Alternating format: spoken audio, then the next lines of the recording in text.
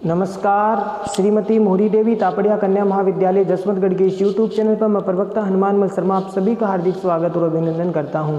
प्यारे विद्यार्थियों, बीए तृतीय वर्ष के पाठ्यक्रम के अंतर्गत आपका हिंदी साहित्य में प्रथम प्रश्न पत्र आधुनिक काव्य, उसमें हम कवि सुमित्रानंद पंत जी की कविता परिवर्तन को पढ़ रहे हैं और परिवर्तन जो है पल्लव काव्य संग्रह में संकलित है। तो परिवर्तन के जो पद है वो आज हम लेकर के हाजिर हैं। ये 26वां पद है प्यारे विद्यार्थियों, और ये जो पद लंबा है इसलिए आज हम एक ही लेंगे अभी, ठीक है। तो पहले इस पद की व्याख्या जो वाचन कर लेते हैं कि मलान कुसुमों की मृदु मुस्कान, फूलों में फिरती फिर अमलान, महत है अरे आत्म बलिदान, जगत केवल आदान प्रदान, एक ही तो असीम उल्लास, विश्व में पाता विविधाभास, और तरल जल निधि में हरित विलास, शांत अंबर में नील विकास, वही उर उर में प्रेमोच्छ्वास, काव्य में रस कुसुमों में वास, अचल तारक पलकों में हास, लोल लहरों में लाश, विविध द्रव्यों में विविध प्रकार, एक ही मर्म मधुर झंकार, एक ही मर्म मधुर झंकार। तो प्यारे विद्यार्थियों, इसमें सुमित्रानंद पंत जी ने समय की परिवर्तनशीलता को जो है एक उस परम तत्व को सभी में विद्यमान है वो बताया है, ठीक है। यानी सब परिवर्तन की गतिशीलता, समय की गतिशीलता के साथ है वो परिवर्तन है वो चलता है, परिवर्तन का क्रम चलता है, और वह जो परिवर्तन है उसमें परिवर्तन के साथ साथ जो परमात्मा का जो परम तत्व है वह भी सभी पदार्थों में विद्यमान है, इसके बारे में भी इसमें बताया गया है। तो चलिए प्यारे विद्यार्थियों, कुछ कठिन शब्दार्थों को देख लेते हैं। मलान का अर्थ होता है मुरझाना, मलिन होना, ठीक है।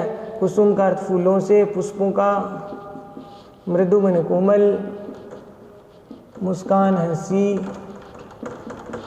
फूलों में फिरती अम्लान, अम्लान मन स्वच्छ रूप से चमकना, महत का अर्थ होता है महत्वपूर्ण, अरे आत्म बलिदान, जगत केवल आदान प्रदान, एक ही तो असीम, असीम मन सीमाहीन, उल्लास, विश्व में पाता विविधाभास का अर्थ होता विविध अनेक आभास, तरल मन चंचल, जल निधि का मतलब समुद्र, हरित विलास का मतलब हरा भरा विलास आनंद, ठीक है। तरल जल निधि, हरित विलास यानी हरा रंग, हरा भरा विलास आनंद, शांत अंबर, स्थिर अंबर, अंबर मन आकाश, नील विकास मन नीला रंग, नीले रंग का विकास जो आकाश है, वहीं उर उर में मन प्रत्येक प्राणी के हृदय में, प्रत्येक प्राणी के उर मन हृदय में, प्रेमोच्चार प्रेम का उच्छ्वास, प्रेम का उच्छ्वास, प्रेम की उदात दशा, काव्य में रस है, कुसुम, कुसुम मन फूलों में, फूलों में क्या है वास मन सुगंध, अरे विद्यार्थियों वास का अर्थ होता है सुगंध, अचल मन स्थिर, तारक का अर्थ होता है कनिकी, कनिनिका या फिर जो पुतलियाँ,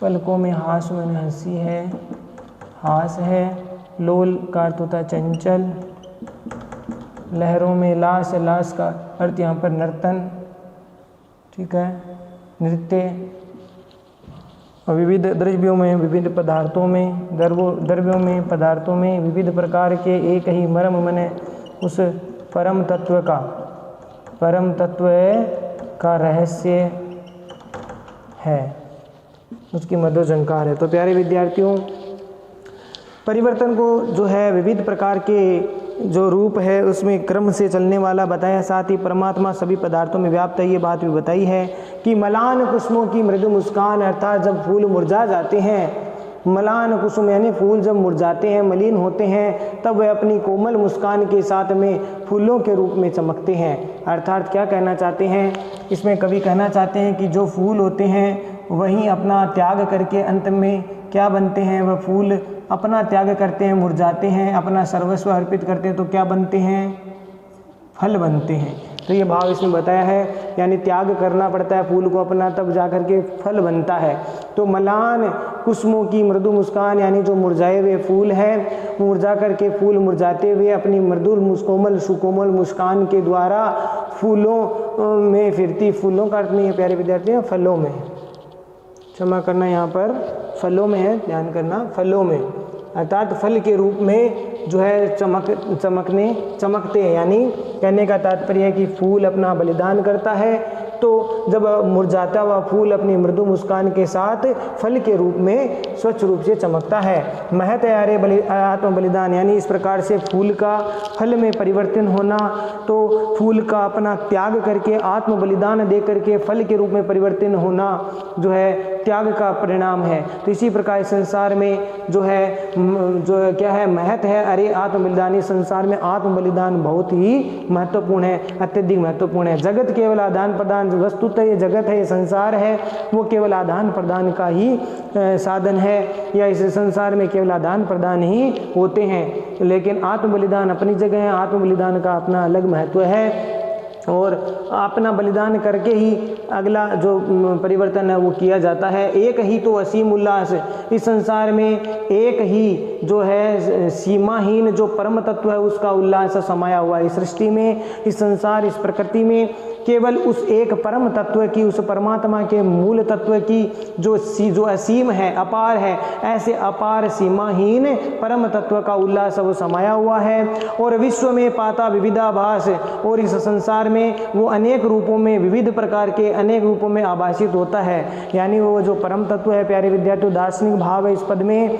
तो कवि सुमित्रानंद पंत जी कहते हैं कि जो परमात्मा का मूल तत्व या जो परम तत्व है, वो परम तत्व इस संसार में अनेक रूप से, अनेक रूपों में क्या होता है, आभासित होता है, दिखाई देता है, ठीक है ना, प्रदर्शित होता है। तो इस प्रकार से इसमें बताया है कि विश्व में पाता विविधाभास, तो वो परम तत्व अनेक अनेक रूपों में, विविध रूपों में आभासित होता है। तरल जल निधि में हरित विलास, यानी ये समुद्र में जिस प्रकार चंचल लहरें और ये जो हरा भरा आनंद है, विलास है, वह शांत अंबर में नीला आकाश, अर्थात इस शांत आकाश में जो नीले रंग का जो आवरण है, वह सब उसी परम तत्व का ही स्वरूप है। ये बात इसमें बताया, यानी पूरी जो सृष्टि है वो केवल एक असीम परमात्मा तत्व की ही बनी हुई है। और इस प्रकार से ये जो चंचल सागर में जो हरा रंग का चमकना है, या फिर शांत आकाश में जो नीला रंग दिखाई देता है, और या फिर आप कह सकते हैं कि वह सब परमात्मा का ही तत्व, उस परम तत्व का ही, परम तत्व की देन है। चाहे वो नीले आकाश का नीला रंग हो,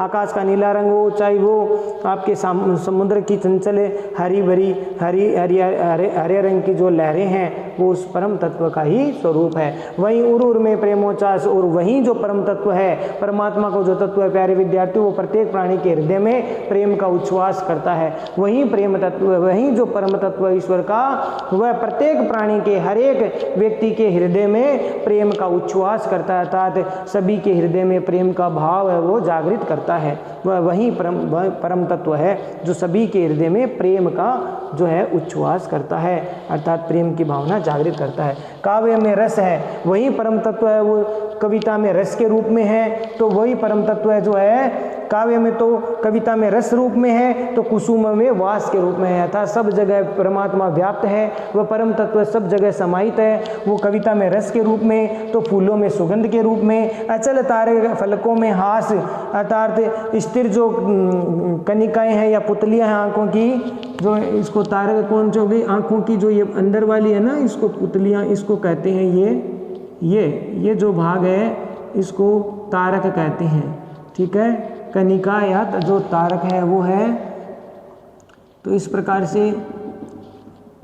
ये जो पलकें हैं और अचल स्थिर जो कनिकाएं और पलकों का जो हास है वह उसी परम तत्व का स्वरूप है, या उसी परम तत्व के द्वारा जो है होता है। लोल लहरों में लाश, और जो चंचल नदियों की, समुद्र की जो लहरें हैं, जो चंचल लहरें हैं, उसमें जो हास लाश नृत्य विलास होता है वह भी उसी परम तत्व का है। परम तत्व का ही जो स्वरूप है। विविध द्रव्यों में विविध प्रकार, एक ही मर्म मधुर झंकार।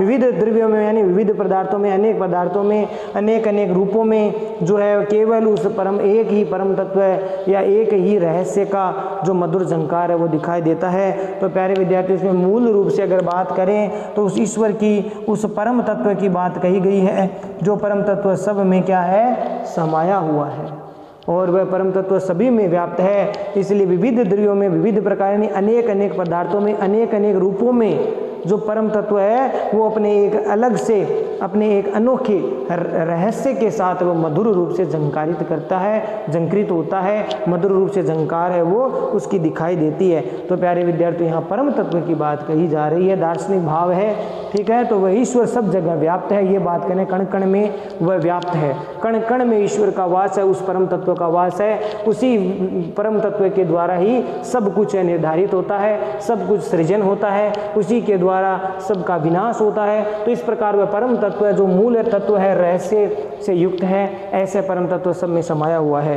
तो आशा करता हूँ समझ में आ गया होगा। समय की गति विशेष वाले पॉइंट में प्यारे विद्यार्थियों आप लिख लेना, समय की गति के साथ परिवर्तन का क्रम भले ही चले, ठीक है ना, चलता रहता है, लेकिन जो परम तत्व है वो सदा ही एक सा रहता है। चाहे समय कितना ही बदलता रहे, समय अपने अनुसार गतिमान रहता है, लेकिन वो जो परम तत्व होता है, वह जो ईश्वर का तत्व होता है, वह एक ही रहता है, वह कभी नहीं बदलता, वो युगों युगों तक एक समान है, एक जैसा ही रहता है। समय बदलता है, युग बदलते हैं, काल का जो चक्र है वो चलता रहता है, लेकिन वो परम तत्व है जो ईश्वर तत्व है, जो समस्त जगत में व्याप्त है, उसका रहस्य आज तक कोई समझ नहीं पाता। वो परम तत्व सब युगों में, सब समय में, सब कालों में एक समान ही रहता है। इसकी अभिव्यंजना इसमें की गई है। साथ ही साथ प्यारे विद्यार्थियों, इसमें कवि ने अपना आध्यात्मिक चिंतन भी व्यक्त किया है। अनुप्रास, रूपक, दृष्टांत अलंकार का प्रयोग इसमें किया गया। अनुप्रास है, रूपक है, दृष्टांत भी दिया है और साथ ही साथ मानवीकरण भी